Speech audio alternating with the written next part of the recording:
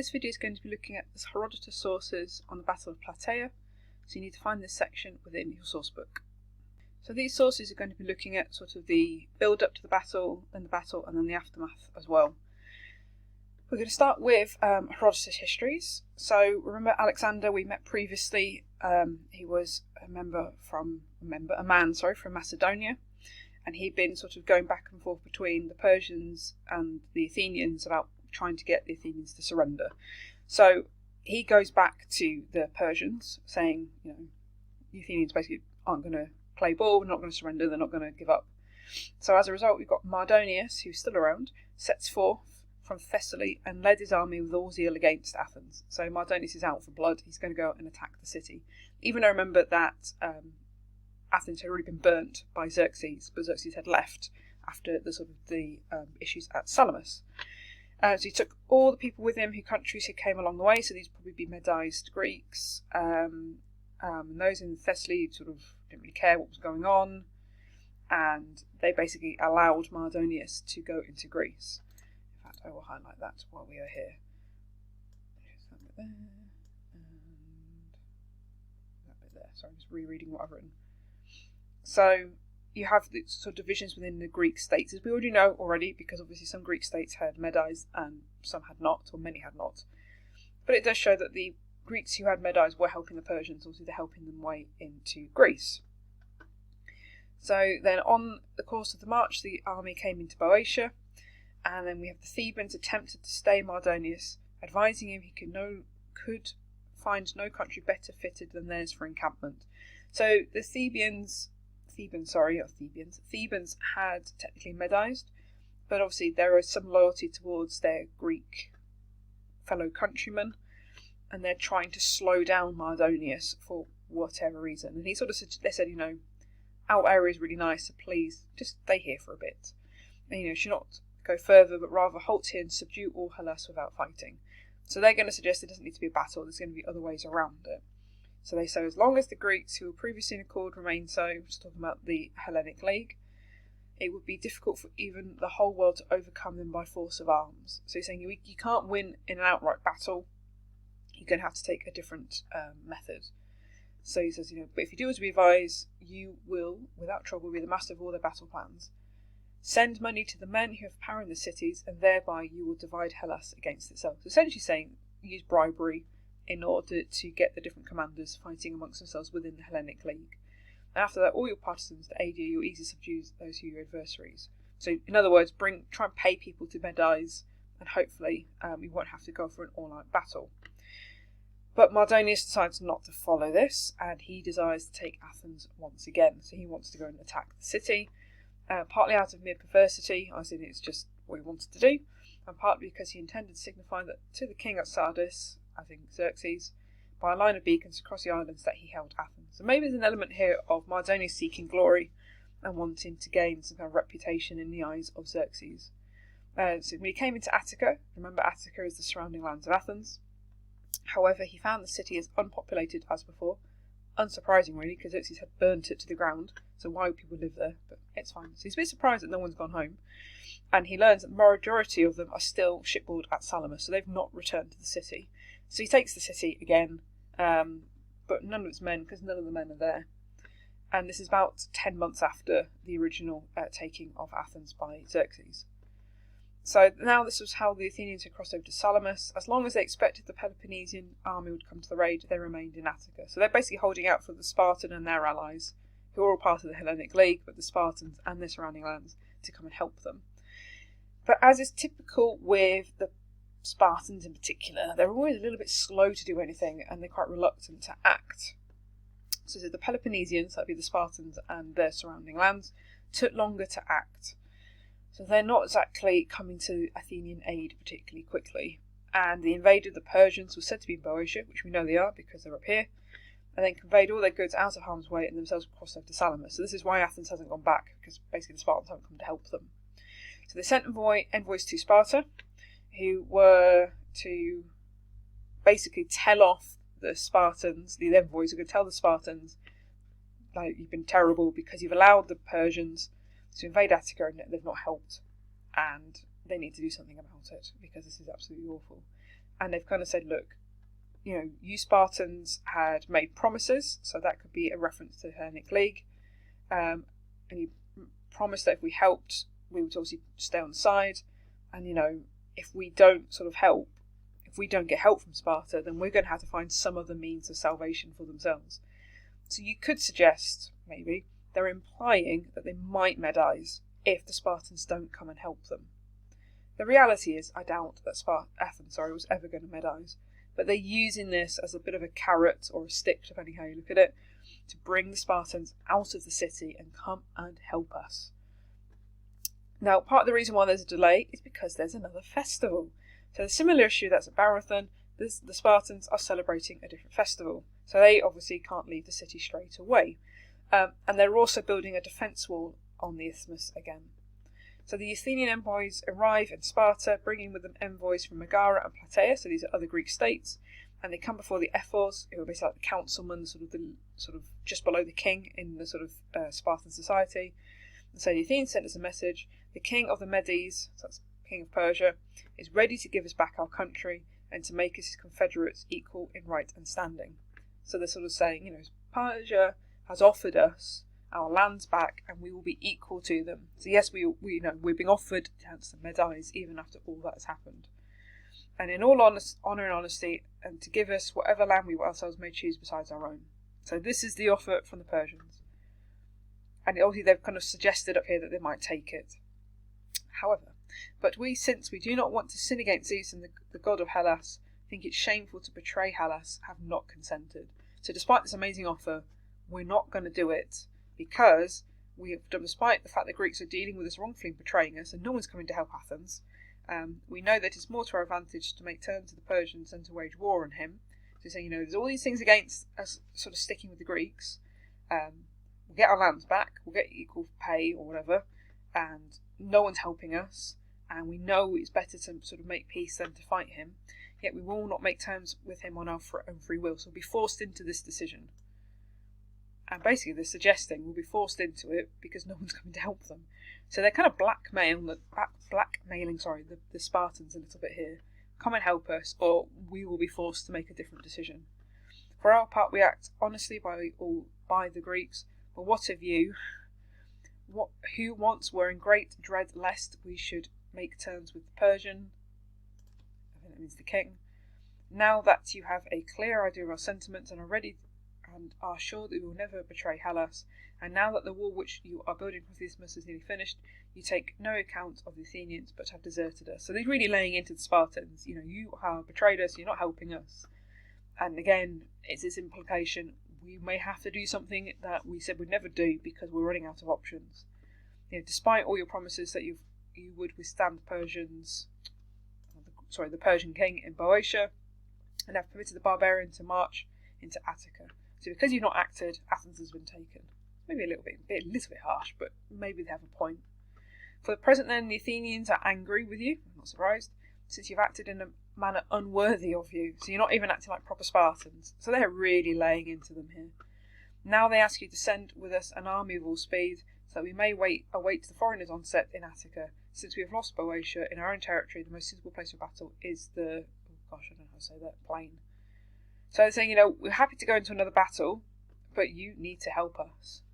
Despite the fact that Athens is sort of implying that they might change sides, the ephors, again, just delay till the next day and then the day after, and they do this for 10 more days. In the meantime, the Spartans, are basically trying to fortify this area of the isthmus. They've nearly finished, and that's possibly why they're delaying. So they're trying to shore up their own defences before they come and help.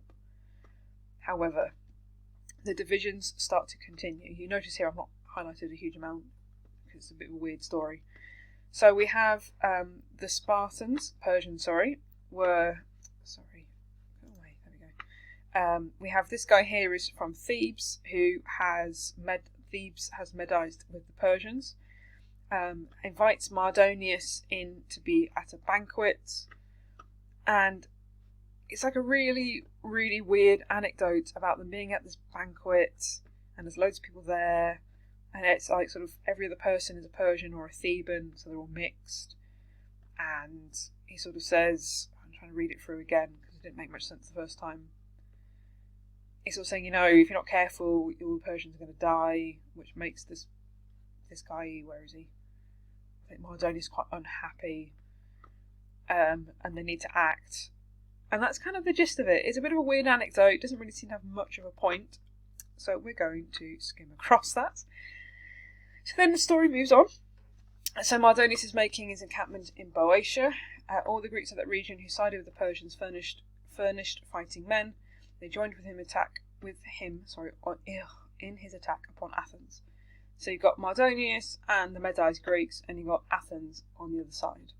And then again, there's this really weird story in here about the Phoenicians who are Medized, and then sort of they're tested by Mardonius for their loyalty.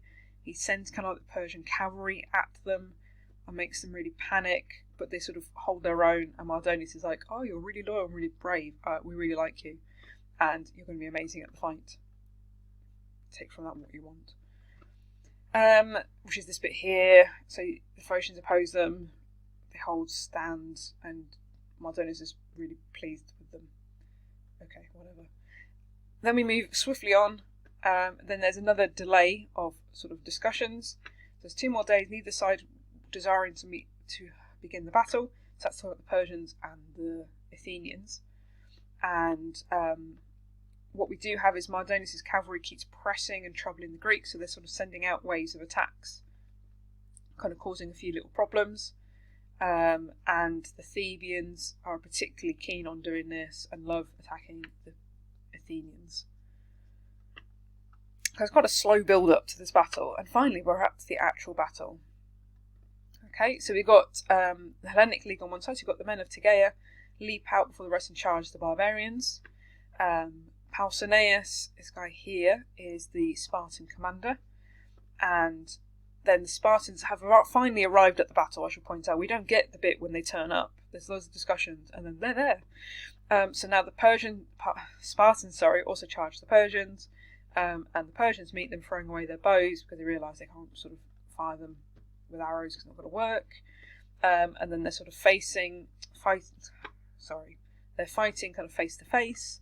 There's a really long fight around this particular temple, and the barbarians are kind of grab some spears so they can like stab the Spartans, I guess. And obviously what you got here is the Persians. Sorry, my cat is digging around in the back of my room. Box, and it's really distracting. Sorry, I probably can't hear him, but I can. What on earth is he doing? Anyway, so then he says Herodotus is quite nice about the Persians. Says they're not less valiant or weak. They're really strong.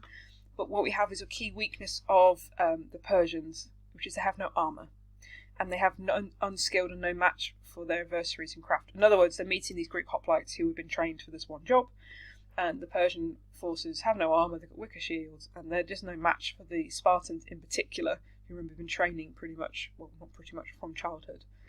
And in panic, they start sort of rushing at the Spartans, and as a result, they're just kind of killing themselves because they're just running at them and hoping for the best of sheer numbers, and it's not working.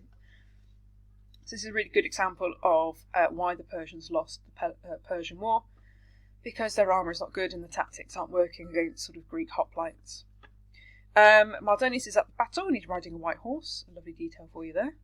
And so long as Mardonius was alive, the Persians stood their ground and defended themselves. He's like a symbol for them, and he was doing really well. He was killing lots of Spartans.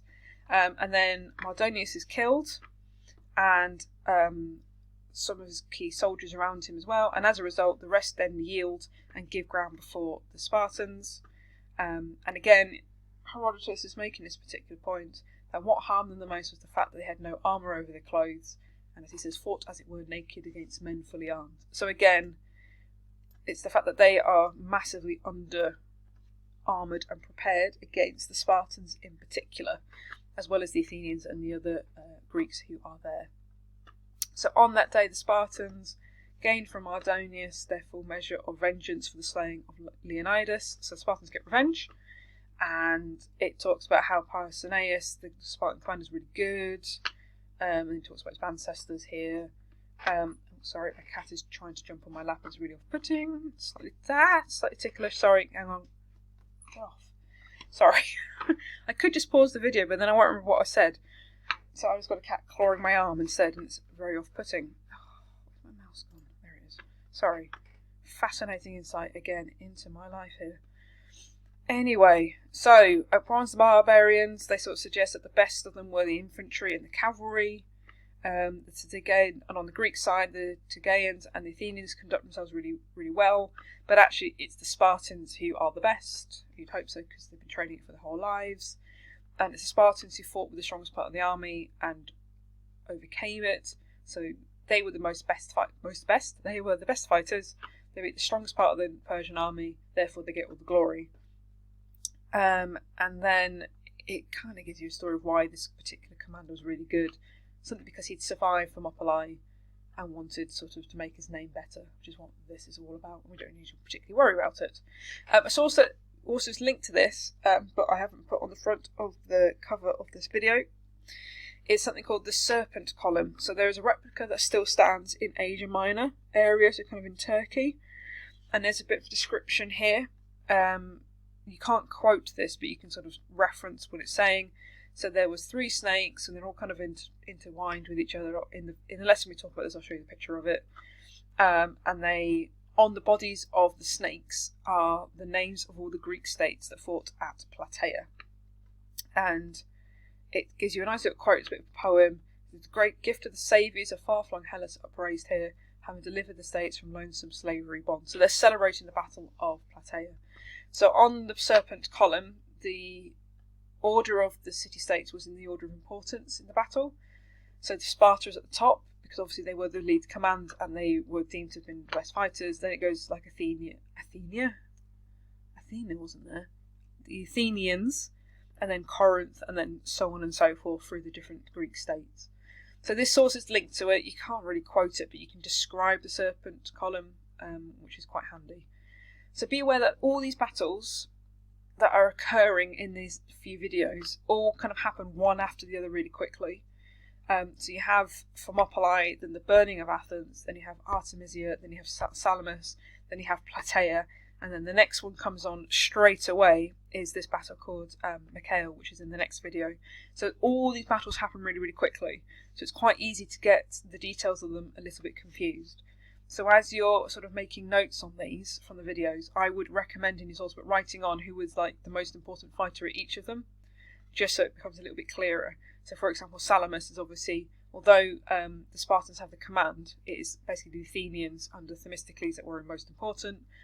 At Plataea, although the Athenians are there, it's the Spartans who are the most important, and so on. And it will help clarify when we're looking at some of the interpretation questions, and they focus on key battles, and they will do. You can sort of make sure that you understand which battle was down to which person.